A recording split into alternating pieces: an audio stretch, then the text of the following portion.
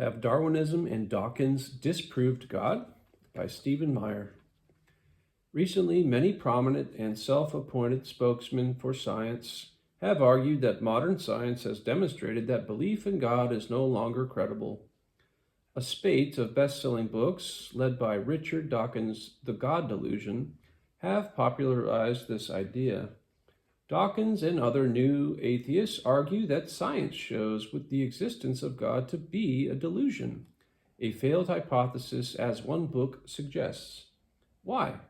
Because according to them, there is no evidence for intelligent design. Instead, in their view, Charles Darwin explained away all evidences of design. Indeed, the modern version of Darwin's theory, Neo-Darwinism, asserts that the wholly undirected processes of natural selection and random mutations is fully capable of producing the intricate structures in living systems. As Dawkins asserts, natural selection can mimic the powers of a designing intelligence without itself being guided or directed by an intelligent agent of any kind. Thus, living organisms may look designed, but in his view, that appearance is illusory.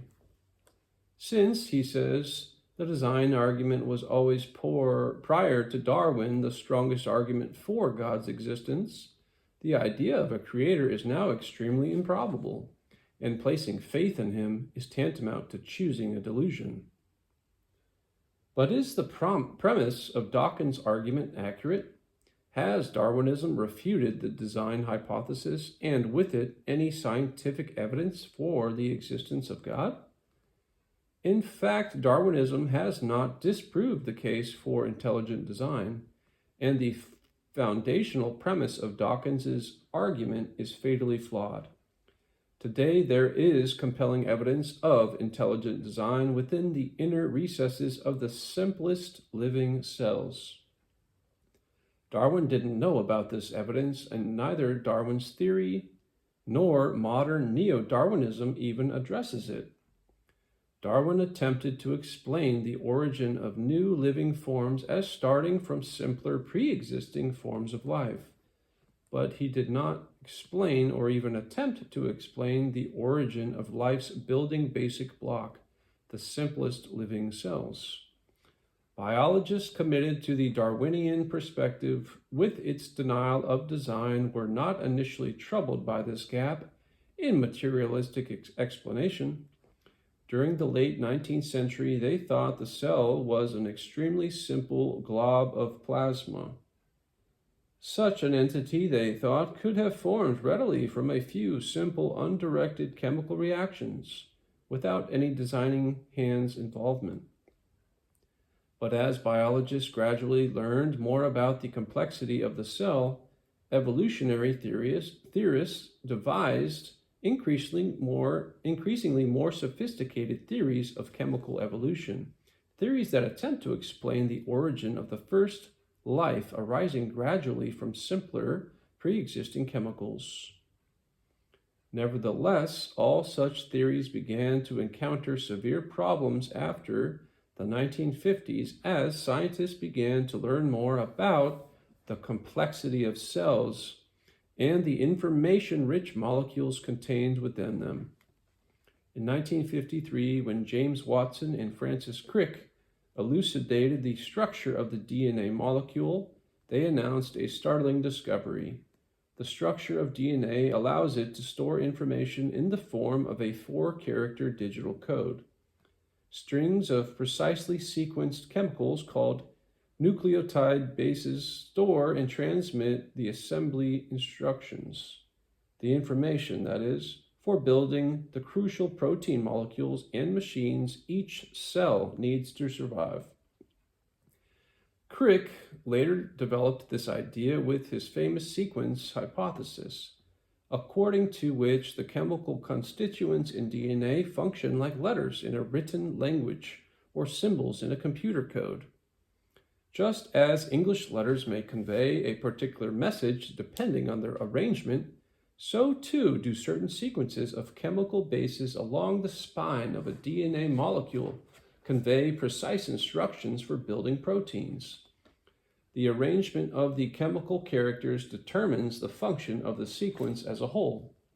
Thus, the DNA molecule has the same property of sequence specificity that characterizes codes and languages. As Dawkins himself has acknowledged, the machine code of the genes is uncannily computer-alike. Or as Bill Gates has noted, DNA is like a computer program, but far, far more advanced than any software we've ever created. After the early 1960s, further discoveries made clear that the digital information in DNA and RNA is only part of a complex information processing system innate within the cell. It's an advanced form of nanotechnology that both mirrors and exceeds our own in its complexity, design logic, and information storage density. So where did the digital information in the cell originate? And how did the cell's complex information processing system arise? Clearly, the informational features of the cell at least appear designed. To date, no theory of undirected chemical evolution has explained the origin of the digital information needed to build the first living cell. There is, it turns out, simply too much information housed within the cell to be explained away by chance alone. Moreover, the information in DNA has also been shown to defy explanation by reference to the laws of chemistry. Saying otherwise would be like claiming that a clever newspaper headline could arise as the result of a chemical attraction between ink and paper. Clearly, something else is at work. Importantly, scientists arguing for intelligent design do not do so merely because natural processes, that is, chance, laws, or the combination of the two, have failed to explain the origin of the information-rich systems in cells.